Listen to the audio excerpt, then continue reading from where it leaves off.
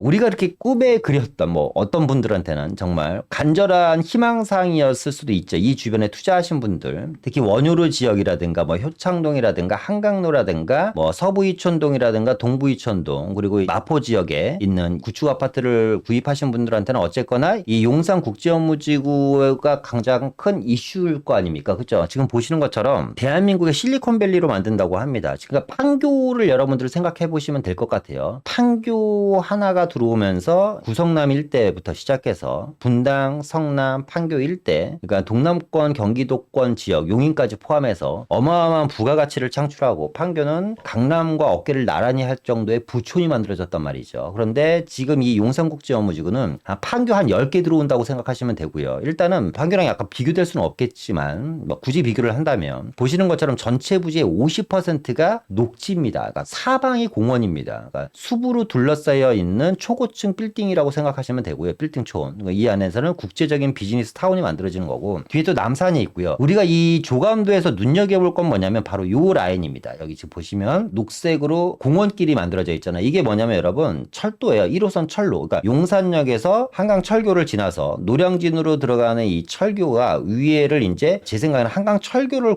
녹지화 시킬 수는 없겠지만 한강철교까지 지금 보시는 것처럼 좀 녹지화 작업을 할 예정인 것 같아요. 그러니까 지상에 데크를 심어갖고, 그러니까 지금 원래 계획은 서울역에서부터 시작해서 남영역, 용산역, 노량진역까지 1호선 철길을 녹지화시키는 게 원래 플랜 안에 들어가 있는 거잖아요. 그런 식으로 또 이 지역이 녹지화가 되지 않을까. 그러니까 녹지 공간은 아마 대한민국에서 가장 높은 녹지율을 보이는 지역이 용산이 되지 않을까. 뭐 용산 공원부터 시작해서 그러니까 부천의 요건은 다 갖고 있는 것 같아요. 초고밀도 개발, 거기다 대규모 업무타운, 그리고 한강변과 산, 그리고 엄청난 평지의 공원까지 용산하는 이유는 있는 것 같습니다. 그죠? 자, 2025년에 이제 착공 예정이고요. 계속해서 보면 이 용산 국제업무지구는요, 서울에 있는 지금 한참 재개발이라고 얘기해야겠죠. 도시환경 정비 사업을 하고 있는 세운 재정비 촉진지구와 함께 서울시 최초의 비욘드 조닝 사업 대상지입니다. 이 비욘드 조닝이라는 건 뭐냐면 용도 지역을 없애는 겁니다. 제가 이 비욘드 조닝에 대해서 영상을 한 3차례 정도 올린 것 같아요. 2-3차례 정도 어느 정도 올린 것 같은데, 앞으로 서울시는 비욘드 조닝의 시대가 오고 이 비욘드 조닝을 반드시 알아야지 사실상 같은 돈을 투자해도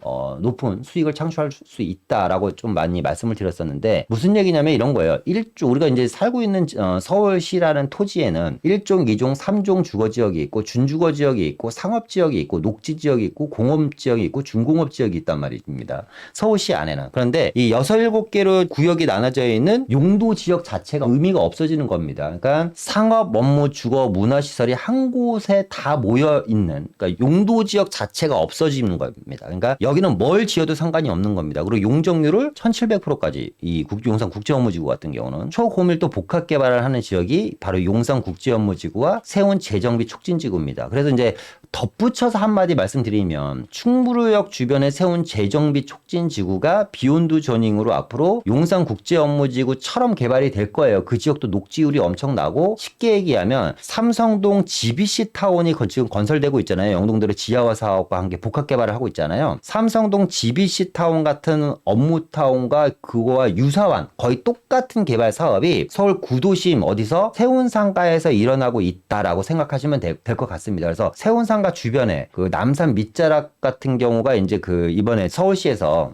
올 상반기 안에 남산에 대한 고도 제한을 다 풀어버린다 그러잖아요. 그럼 세운상가 일대가 아마 축으로 인해서 충무로역부터 시작해서 남산 쪽으로 이어지는 라인이, 저는 향후에 제가 오세훈 서울시장이라면 이 라인을 같이 겸해서 이 남산을 통해서 용산 민중공원까지 녹지축이 연결되잖아요. 그 녹지축이 만들어지는 지역을 만약에 남산 그 고도 제한이 풀리면 제가 서울시장이라면 신속 통합이든 모아타운이든 구역 지정을 시범 케이스로 할 것 같아요. 그래야지 뭐 다른 말을 못하니까. 어쨌거나 그래서 세운상가 주변 지역의 노후주택가, 남산 쪽에 붙어있는 노후주택가도 여러분들이 관심을 가졌으면 좋겠다. 특히 이제 남산 주변 지역은 남산 고도 제한이라는 리스크를 안고 있기 때문에 아직까지 투자금이 상당히 저렴합니다. 뭐 관심 가져보시고요. 뭐 옆으로 잠깐 샜는데, 어쨌거나 용산국제업무지구와 세운 재정비 촉진지구는 비욘드 조닝 타운시 최초의 사업 대상지로 지정이 돼서 앞으로 어마어마한 고밀도 개발이 된다. 또 하나, 이 용산국제업무지구 바로 왼쪽 요 땅이죠. 보세요. 지금 여기 있는 지금 여기 녹색 지붕으로 둘러싸여 있는 이 지역이 뭔지 아시죠? 원효로에 있는 현대자동차 서비스센터 부지잖아요. 그죠? 이 현대자동차 서비스센터 부지가 착공이 지금 철거하고 있어요. 철거. 여기도 어마어마합니다. 6년을 기다렸습니다. 6년을. 현대 미래연구소, 현대차 미래연구소. 이름 자체가 뭔가 있어 보이지 않습니까? 현대차 미래연구소. 착공이 들어갔고 5층부터 지상 7층까지 연면적 6만 7천 제곱미터, 약 2만 평의 도시명 미래연구소입니다. 약 14,000명의 대한민국에서 내놓으라 하는 똑똑한 자동차와 반도체와 IT 관련된 똑똑한 사람들은 다 모이는 거예요. 그러니까 일단 고액연봉 종사자들이 오겠죠. 그러니까 원효로에는 미래연구소가 들어가는 겁니다. 그러니까 용산국제업무지구가 들어가고 현대 미래연구소가 들어가고 위에는 또 원효로 모아타운이 있고요. 그죠? 우리가 지금 생각하고 있는 것보다 모든 게 빨리 진행되고 있다. 빨리 진행되고 있다. 지금 철거하고 있어요. 지금 착공을 위해서. 원래는 이 현대자동차 미래연구소 부지가 40층 이상의 초고층 건물과 호텔, 비즈니스 업무타운과 연구소가 원래 들어가는 거였거든요. 그런데 서울시와 무슨 의견 조율이 안 돼서 어쨌거나 이 지역은 지금 이렇게 저층으로 도시명 미래연구소가 들어간다고 합니다. 그리고 이제 이 용산국제업무지구를 얘기할 때 빼놓을 수 없는 지역이 이 동부이촌동과 서부이촌동이잖아요. 그래서 동부이촌동과 서부이촌동의 현재 상황에 대해서도 좀 한번 알아볼까 합니다. 뉴스 제목을 하나 갖고 와봤는데 이런 내용이 있어요. 시계 제로, 서부이촌동 재건축, 해답은 각자 도생. 뭐 제목만 보더라도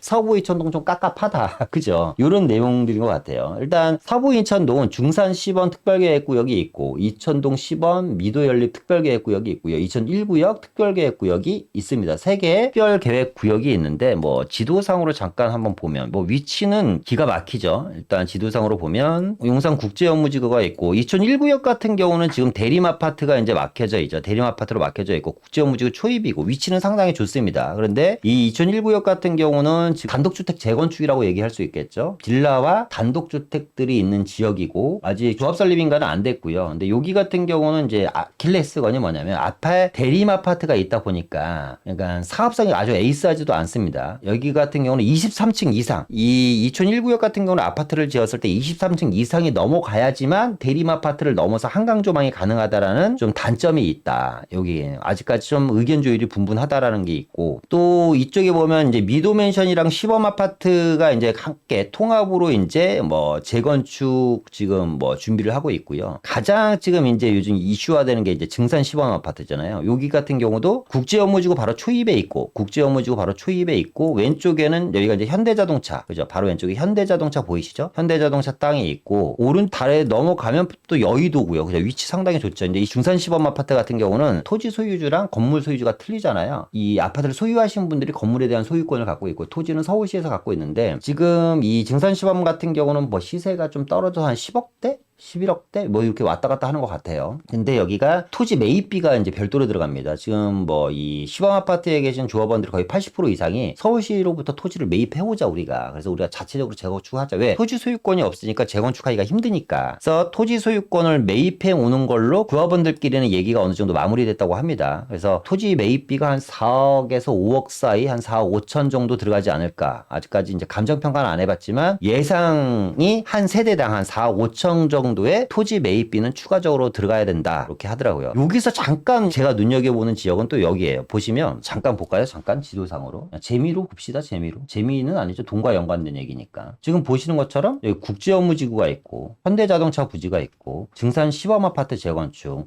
미도 이촌 시범아파트 1구역이에요. 이촌 1구역이 있는데 여기 보면 요렇게 제가 봤을 때 요 땅이 앞으로 황금싸라기 땅이 될 것 같아요. 요 땅. 여기가 이제 주택가거든요. 주택가가 있고 한 뭐 4년, 5년, 6년 차 된 빌라들도 몇 개가 있고 노후 건축물들도 있는데 여기는 지금 재건축, 재개발 이야기가 없거든요. 만약에 여기도 재개발, 재건축을 한다면 저는 이 증산시범이랑 묶어서 같이 갔으면 어떨까라는 생각이 드는데 하여튼 요 땅은 나중에 금싸라기 땅이 될 것 같아요. 왜냐면 현대연구소가 들어가고 국제업무지구가 들어가고 이 지역들이 다 지금 고밀도 개발이거든요. 다 초고층으로 올릴 수 있는 지역이기 때문에 재개발이 되든 안 되든 이쪽 지역의 토지의 가격은 어마어마한 좀 고부가치가 이어지지 않을까라는 생각이 듭니다. 듭니다. 그래서 만약에 이 원효로 쪽도 좋지만 원효로 이 모아타운이라든가 소규모 재개발 여기 이제 투자금이 많이 들잖아요. 그리고 이제 이 위쪽 지역들도 뭐 삼가 쪽도 지금 원효로 삼가 쪽도 여러 가지 동의들을 건네 안 건네 이러고 얘기는 있습니다만 투자금이 비싸다 보니까 제가 봤을 때는 제 생각에는 지금 요 지역에 있는 이 주택가들 있잖아요. 여기도 상당히 괜찮지 않을까라는 생각이 듭니다. 어쨌거나 서부 이촌동에 대한 이야기를 해봤고 이제 오른쪽으로 오면 동부 이촌동이 있죠. 뭐 코오롱 아파트라든가 강촌 아파트라든가 코오롱 강촌 뭐 한가람 요런 애들은 지금 용산 국제업무지구 바로 남쪽에 있는 아파트들이고 얘네들은 이제 리모델링 수직 증축을 준비하고 있죠.